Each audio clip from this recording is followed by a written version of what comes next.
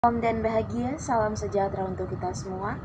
Kami dari kelompok 7 akan mereview jurnal. Sebelumnya perkenalkan, nama saya Seventiara Maria Eka Putri Jando dan rekan-rekan saya yang pertama yaitu Valentina Desi Wulandari, Nikade Kraiwindayati, Anggi Novitasari, Maria Elvira Trifoni Dawa, dan Nurfitri Rahmawati Ningsih. Selanjutnya yaitu judul. Kami akan mereview judul Insentif untuk Ketidakjujuran Studi Eksperimental dengan Auditor Internal. Selanjutnya yaitu abstrak. Kami melakukan pencobaan dengan auditor internal profesional dan mengevaluasi kinerja dan objektivitas mereka. Diukur sebagai sejauh mana mereka secara jujur melaporkan kinerja peserta lain dalam upaya nyata. Sejalan dengan hipotesis kami menemukan bahwa kompensasi berbasis intensif meningkatkan perilaku tidak jujur. Intensif kompetitif menyebabkan kurangnya pelaporan kinerja peserta lain. Sementara intensif kolektif menyebabkan kinerja pelaporan yang berlebihan. Kami mereplikasi hasil ini dengan sampel siswa. Selain itu, kami menemukan bahwa berpindah dari lingkungan dengan evaluasi kinerja yang objektif menuju skema evaluasi rekan kerja, mengurangi kinerja di antara auditor internal, tetapi tidak di antara siswa. Selanjutnya, yaitu akan dipresentasikan oleh rekan saya. Perkenalkan, nama saya Valentina Desi Wulandari, NIM 2018 017140 dari kelompok 7. Di sini saya akan mempresentasikan hasil presentasi kami. Saya akan menjelaskan tentang kebaharuan penelitian. Kebaharuan penelitian ini terletak di satu sisi pada kenyataan bahwa kami memperluas literatur tentang insentif yang mendorong transisi informasi yang tidak benar tentang kinerja orang lain, untuk memasukkan tidak hanya sabotase dalam semangat, tetapi juga strategis pelaporan berlebihan kinerja rekan.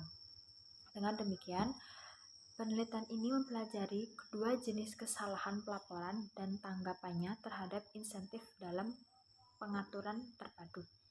Jadi, kebaruan penelitian ini mereka lakukan itu untuk mengarah kepada seberapa besar atau sejauh mana keprofesionalan auditor internal dalam menjalankan tugasnya, seperti kayak mereka harus menciptakan peluang yang banyak dan strategi-strategi yang terbaru. Motivasi penelitian. Motivasi penelitian ini adalah untuk menilai sejauh mana temuan kami didorong oleh karakteristik sampel tertentu dari auditor internal profesional dan juga menyajikan replikasi eksperimen kami dengan populasi siswa dan memberikan bukti tentang bagaimana perilaku berbeda antara dua kesamaan. Baiklah, selanjutnya saya akan menjelaskan mengenai tujuan penelitian dan juga metode penelitian dari penelitian ini. Yang pertama, tujuan dari penelitian ini adalah untuk menguji secara eksperimental bagaimana perilaku curang dalam bentuk pelaporan kurang dan berlebihan bervariasi tergantung pada skema insentif yang berlaku.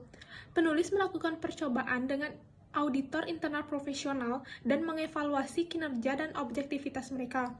Diukur sebagai sejauh mana mereka secara jujur melaporkan kinerja peserta lain dalam upaya nyata. Yang selanjutnya adalah metode penelitian. Metode yang digunakan dalam penelitian ini adalah metode kuantitatif eksperimental dengan menguji sampel, yaitu auditor internal profesional yang direkrut selama 2 konferensi besar Institut Jerman untuk audit internal. Perkenalkan, nama saya Anggi Novitasari, NIM 2018 017154. Saya akan menjelaskan mengenai variabel dan hipotesis yang digunakan pada penelitian ini. Yang pertama, terkait variabel. Di dalam penelitian ini terdapat beberapa, yaitu usia, tingkat pendidikan, pengalaman kerja, posisi kerja, kisaran kerja, skema kompensasi, sikap beresiko, persepsi tentang seberapa kompetitif perjalanan mereka, intensif individu, intensif kompetitif, dan intensif tim. Berikutnya, mengenai hipotesisnya sendiri, terdapat 3 hipotesis. Yang pertama, pada tahap ini persaingan dalam memberlakukan rekan kami mengharapkan pelaporan yang sistematis sehingga poin yang dilaporkan di bawah rata-rata poin aktual. Hipotesis yang kedua, dalam tahap ini, pengobatan tim rekan, kami mengharapkan pelaporan berlebihan yang sistematis sehingga poin yang dilaporkan berada di atas rata-rata poin aktual.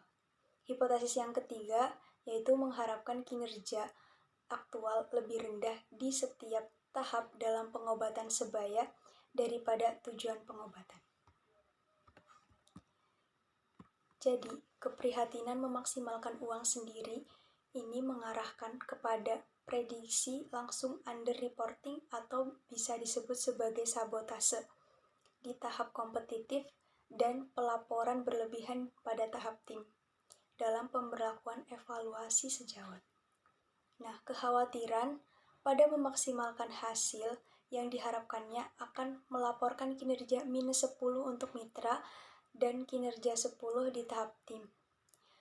Pada tahap individu ini, laporan tentang orang lain tidak penting untuk keuntungan diri sendiri. Karenanya, setiap laporan konsisten dengan memaksimalisasi uang sendiri. Begitu juga di konferensi kedua yang hanya terbuka untuk eksperimen auditor yang belum pernah berpartisipasi. Nah, terlepas dari sifat biaya psikologis atas hasil berbohong, rata-rata kita harus mengamati setidaknya beberapa tingkat kesalahan pelaporan di bawah intensif, kompetitif, dan tim dalam pengobatan PER. Sehingga memunculkan prediksi dalam penelitian seperti hipotesis yang telah saya sebutkan tadi. Yang berikutnya ada sampel penelitian. Dalam penelitian ini, peneliti berpendapat bahwa sampel auditor internal sangat cocok untuk studi pelaporan yang salah dan bagaimana menanggapi berbagai jenis insentif, mengingat sifat pekerjaan auditor, insentif yang mereka temui dalam praktik, dan pentingnya standar kejujuran dalam pelatihan dan praktik profesional mereka. Sampel dari penelitian ini yaitu terdiri dari 96 mahasiswa sarjana, di mana dari 96 mahasiswa ini dibagi menjadi dua, yaitu menjadi 48 di masing-masing dari dua perlakuan, yaitu peer dan objektif. Yang berikutnya adalah hasil penelitian. Dalam penelitian ini ditemukan ada 4 hasil, yaitu yang pertama, dibandingkan dengan insentif individu, insentif kompetitif menyebabkan statistik yang signifikan dalam pelaporan kinerja peserta lain di peer. Hasil yang kedua, dibandingkan dengan insentif individu, insentif tim menyebabkan pelaporan yang berlebihan yang signifikan secara statistik atas kinerja peserta lain di peer. Hasil yang ketiga, kinerja lebih rendah di setiap tahap dalam evaluasi rekan dibandingkan dengan perlakuan evaluasi objektif. Dan hasil yang keempat, replikasi mahasiswa memberikan dukungan yang kuat untuk hipotesis 1 dan hipotesis 2, salah melaporkan di tahap kompetitif dan tim dalam perawatan pelaporan sejawat. Namun hipotesis 3 tentang perbedaan kinerja tidak didukung. Baik, di sini saya akan melanjutkan presentasi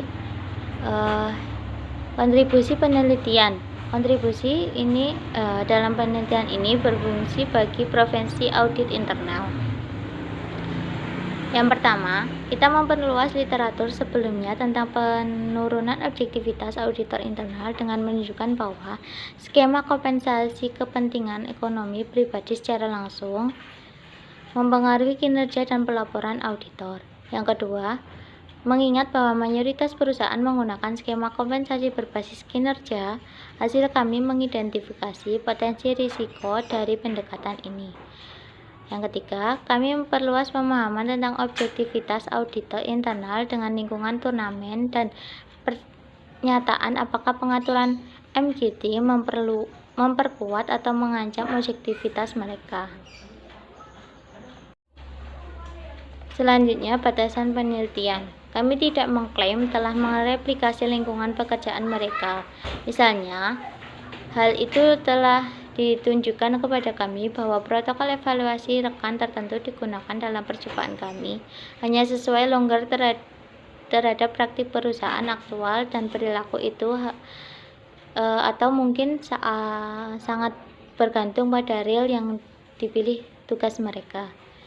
Kendala yang kami hadapi dalam menjalankan sesi dalam waktu yang terbatas dan dengan waktu yang relatif sampel kecil, kami tidak dapat menyelidikinya sejumlah dimensi lebih lanjut yang relevan dengan kami mengajukan pertanyaan yang menarik.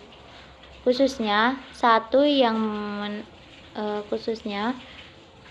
perawatan tambahan akan membiarkan peserta mengevaluasi kinerja mereka sendiri dan dalam tugas di bawah insentif yang berbeda. Ini memungkinkan lebih banyak perbandingan komprehensif dan literatur yang sering mengukur ketidakjujuran dengan secara melaporkan diri yang tidak benar atau melaporkan pekerjaan mereka dengan baik, dan itu akan menangkap salah satunya dimensi yang lebih penting dari perilaku karyawan. Sekian presentasi dari kelompok kami. Apabila ada kurang dan lebihnya mohon maaf. Salam dan bahagia.